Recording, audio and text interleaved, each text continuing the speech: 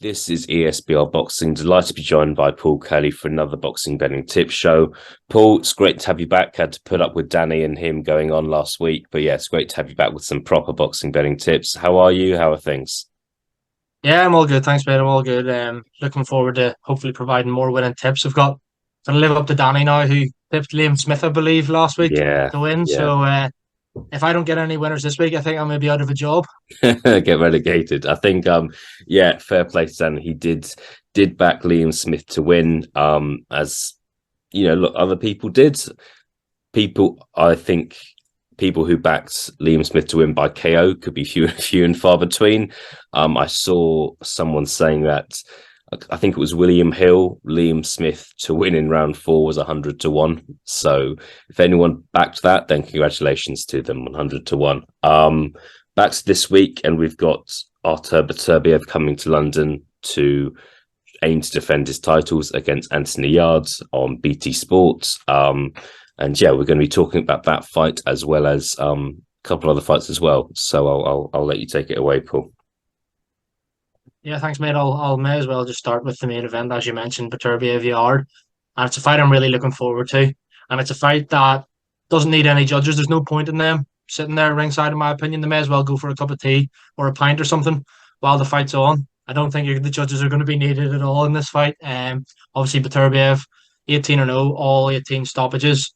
And, Yarde has, 23 wins, all but one of which have come by knockout. So, yeah, me and Ali Greg were talking about this, and I did see this kind of finishing in the middle rounds at some stage.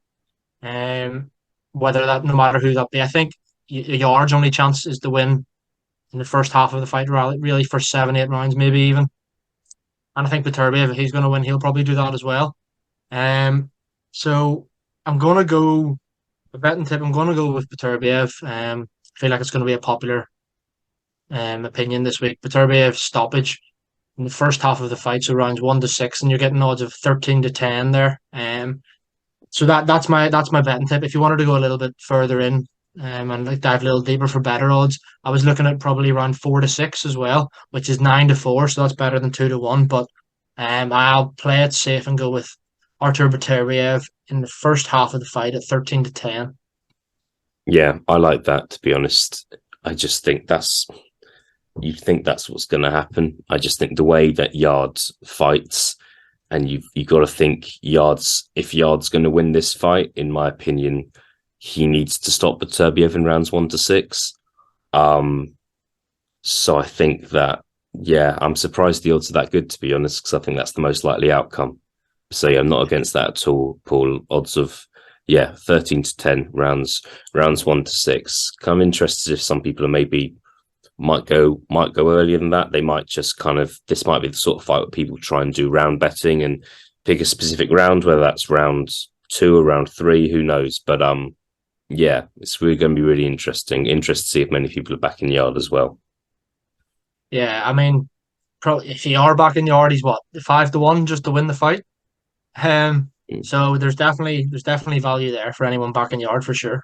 Yeah, absolutely. Okay. I feel like I know you and always want to talk about knockdowns, but I feel like in this fight it's particularly relevant. Gonna go through it again. So 0 knockdowns is 7-2. 1 knockdown is 2-1. 2 knockdowns is 5-2. 3 knockdowns is 9-2. Let me know if you want me to go on. But yeah, does any of those appeal to you at all? 2 knockdowns at 5-2. I kind of like. 2 knockdowns at Um, 5-2.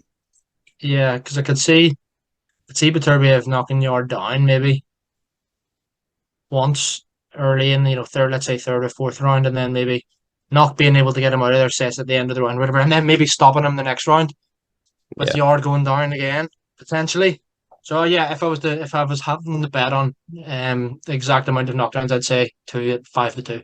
Yeah, I would be interested to know out of Serbia's 18 knockouts, how many of them have include knocking a fighter down?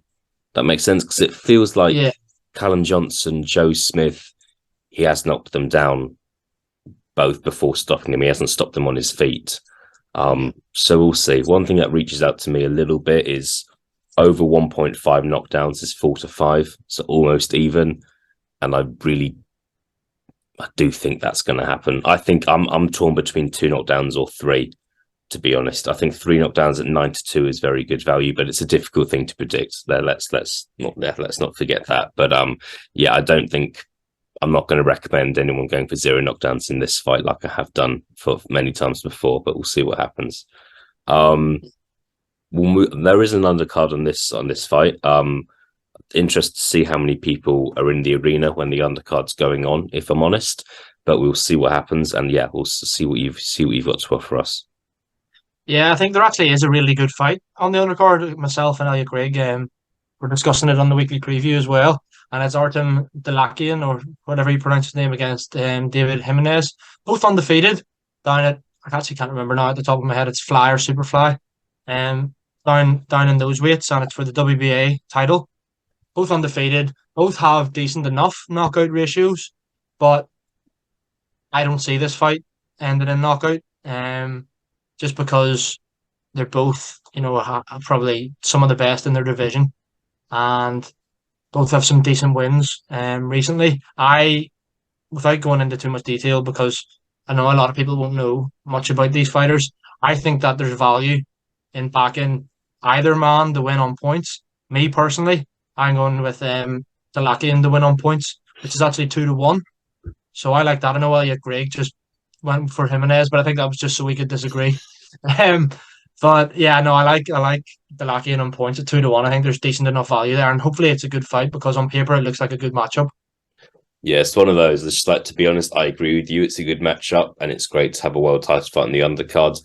But people in the arena aren't going to know who those guys are, so it's just a bit of a shame. I don't think they're going to be as appreciated as they could have been. But yeah, as kind of a non-casual fan, I am looking forward to it as well. I think I actually quite like the lower weight divisions. I noticed that you've got like Jimenez has been active, whereas Delakian hasn't been. Whereas Delakian has maybe faced the better fighters and is the reigning world champion. So it is an intriguing one. I'm looking forward to it. It should be taken seriously, and yeah, and it looks like it's going to be a fairly even fight as well, which is great as well. It's one thing having a world title fight. It's one thing having an evenly matched world title fight. So yeah, really looking forward to seeing that. Hope some people are in the arena rather than in the bar when it's going on, because it will be worth watching. Definitely. Nice one. I believe you've got one more for us, Paul. Yeah, I do. I've got one more tip, but unfortunately, as this is being filmed during the week, we're still a few days away from fight night. There's actually no specific odds for this market that I want, but obviously as the week progresses and we get on to fight night, when people are placing their bets, hopefully they remember me saying this, but isn't it the debut of the big heavyweight Moses Ituima, who seems to have quite a lot of hype about him already. Frank Warren, brilliant signing from Frank Warren in Queensbury, and he's fighting Marcel Bode in his debut, who's 2-1, got stopped in his last fight against the guy who wasn't a huge puncher, I don't think.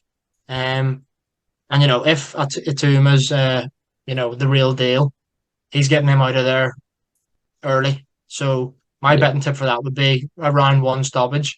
Like if backing him, it's only a 4-round fight, and backing him for knockout is like 1-8. I think he's 1-100 to win. But I honestly don't see any way this guy gets out of the first round, to be honest. I think as soon as Ituma lands his big shots on him, he's gonna not want to know. So round 1. I mean, off the top of my head, I'll probably get, because it's individual rounds, hopefully you're getting somewhere around evens for that, maybe. Yeah. I'm hoping. Yeah. Have to see. But yeah, that would be my tip. Obviously, as the week progresses, hopefully there are odds released on that fight. But yeah, that's what I see happening in that one. Yeah, and I think Moses Ituima, there's a lot of hype behind him. There's talk about him beating Mike Tyson's record and being world heavyweight champion in the next couple of years. Only 18 years old, but had a fantastic amateur career. Yeah, I'm excited to see what he has to offer. And I just think if you want to sell him as the next big thing, like Anthony Joshua did back in 2013, you want him to go in and blow someone out in 1 round. If he kind of goes the distance on Saturday night, he's not going to be that impressive. So they want someone who's going to come in and not last too long against him. So I think that's a good prediction, mate. And yeah, we'll see what the odds are later in the week. Yeah, absolutely. And hopefully hopefully we provided some winning tips this week, and looking forward to another week next week. Good stuff, Paul. Thank you very much as always. Nice to have you back. And yeah, thank you for your betting tips. Yeah. Beterbiev Yarde, really intriguing fight. Looking forward to seeing what's going to happen. And yeah, we'll catch up with you next week.